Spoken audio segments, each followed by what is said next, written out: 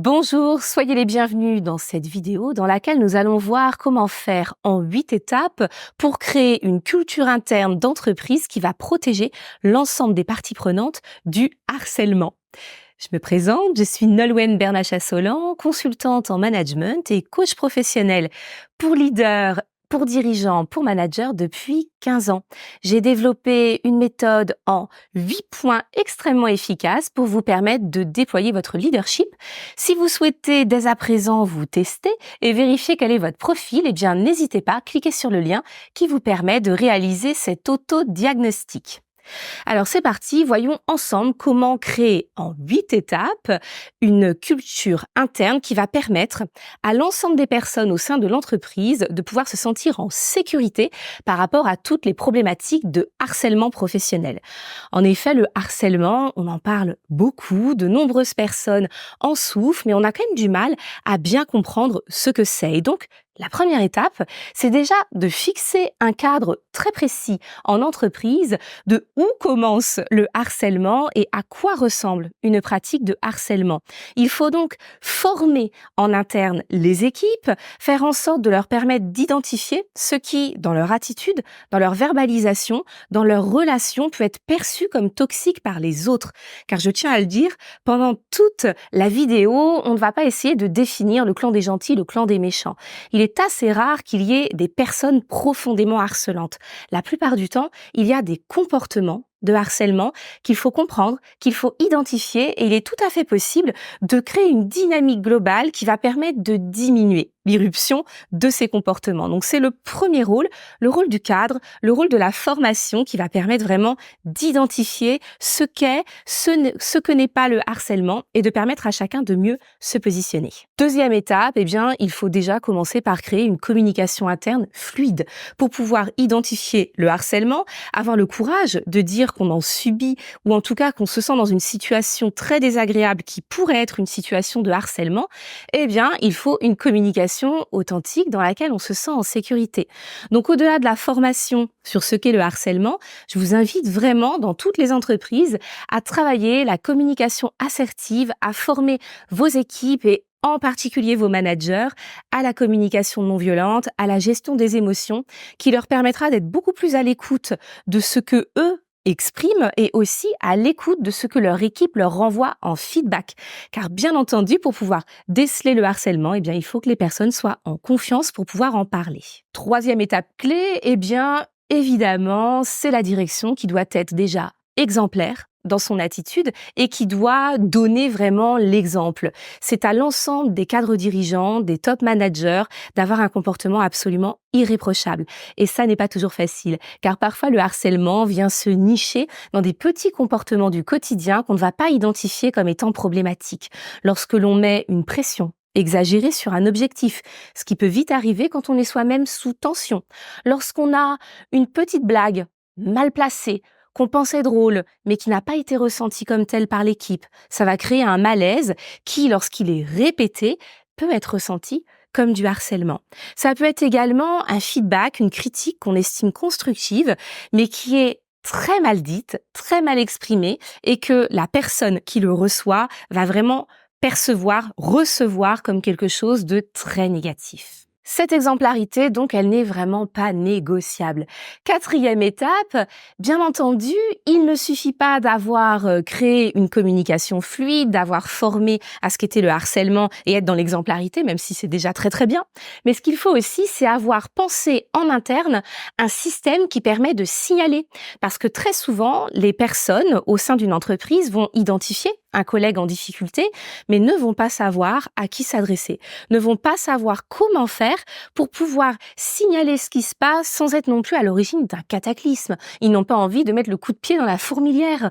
Donc il est très important d'avoir pensé en interne un système sécurisé pour pouvoir permettre aux personnes qui voient du harcèlement, de pouvoir le dire, mais aussi les personnes qui le subissent, de se sentir en sécurité si elles le disent. Car lorsque j'interviens en entreprise, de nombreuses personnes me disent « Mais vous savez, moi, je peux pas en parler. Si je le dis, c'est mon évolution de carrière qui va être brisée. Et puis j'ai peur d'être stigmatisée et que même si jamais je vais chercher du travail à l'extérieur, si on appelle mon manager, eh bien c'est sur moi que ça va retomber. » Donc c'est vraiment important de créer un système qui va permettre de sécuriser les personnes qui vont oser franchir le cap et dire « moi je me sens mal et peut-être que ce que je vis, c'est du harcèlement ». 5e étape, pratiquer la tolérance zéro. Si vous avez tout bien mis en place, mais que vous avez tendance à être un peu laxiste et à considérer que chaque petit signalement est un micro-problème et qu'il vaut mieux étouffer les choses que de prendre à bras-le-corps la situation parce que ça demande effectivement un certain courage, eh bien ça va casser complètement la dynamique que vous avez mis en place. Donc la tolérance zéro, elle est très importante et ça ne veut pas dire que vous allez être excessif ou vous allez demander à l'équipe de surréagir, mais ça veut dire que toute situation de désagrément, toute situation inconfortable peut être exprimée. Ça ne veut pas dire que derrière, on va ébranler un système complexe et que tout de suite, on va passer dans des procédures disciplinaires pour harcèlement, etc. Mais au moins que chacune des situations puisse être évoquée et reçue sans être minimisée. Donc c'est ça la tolérance zéro, de ne surtout pas minimiser les prises de parole une fois que vous avez déployé tout ce process interne. 6e étape, soyez attentif à soutenir toutes les parties prenantes. Quand je dis toutes les parties prenantes, eh bien, c'est pas seulement les personnes victimes. Ce sont parfois les personnes qui sont désignées comme coupables, mais qui ne se ressentent absolument pas comme des personnes toxiques ou harcelantes. J'accompagne de nombreux dirigeants, de nombreux managers qui ont pu être accusés de temps en temps de ces situations-là. Alors quand c'est tout le temps, il est vraiment urgent de se remettre en question. Mais quand c'est de temps en temps, eh bien, il est important de remettre en question sa pratique. C'est-à-dire que c'est pas forcément vous qui êtes profondément toxique, mais c'est la pratique que vous avez qui n'est pas adaptée. Et auquel cas, il s'agit de se former. En management, il s'agit de réfléchir à la teneur de son leadership. Vous êtes peut-être trop autoritaire. Vous êtes peut-être un peu trop perfectionniste, trop exigeant. Et cette manière de l'exprimer va être perçue comme du harcèlement alors qu'à aucun moment vous n'aviez envie de l'être. Donc, prendre soin de toutes les parties prenantes, c'est vraiment les victimes, évidemment, puisque ce sont les premières personnes qui sont en souffrance, mais également les personnes qui vont être désignées du doigt et qui peuvent se trouver en difficulté alors qu'elles ont vraiment moyen de s'améliorer. 7e étape, intervenez vraiment en amont, avant même de sensibiliser au harcèlement, avant même de mettre en place toutes les stratégies dont je viens de vous parler. Il peut être vraiment intéressant de vous poser la question de comment faire en entreprise pour créer une dynamique d'inclusion et de respect. Car très souvent, le harcèlement va venir du fait qu'il y a des différences dans la manière de travailler, des différences dans les valeurs, des différences dans les codes culturels qui vont s'exprimer au sein de l'entreprise. Et tout ça va créer des micro-railleries, des micro-blagues qui sont mal prises, des micro-comportements qui tous ensemble vont créer un système non respectueux qui très rapidement peut ouvrir la porte, déclencher des leviers, permettre aux personnes d'avoir des attitudes toxiques et qui vont être considérées comme harcelantes. Donc c'est vraiment au tout démarrage de créer en interne une culture du respect et une culture de l'inclusion, ce qui pour moi est extrêmement important. Je forme beaucoup à l'interculturalité. Ce sont vraiment des valeurs profondes que j'ai envie de partager avec vous. Dernier point, 8e étape, eh bien il faut évaluer.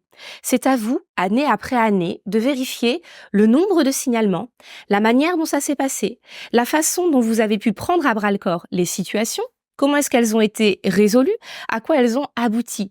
Parce que si au bout d'1, 2, 3 années, votre système fait que certaines personnes ont signalé, mais que jamais ça n'a été suivi des faits, eh ben, bien entendu, vous renvoyez l'idée que tout est permis et qu'il n'y a aucune conséquence aux actes qui auront été considérés comme non appropriés par certaines de vos parties prenantes. Donc vraiment, analysez, faites une étude et pour cela, eh bien, il faut vraiment faire un axe de priorité dans vos entreprises, faire en sorte que cette volonté de diminuer les pratiques toxiques, les pratiques harcelantes, soit une ligne de conduite pour l'ensemble de vos équipes.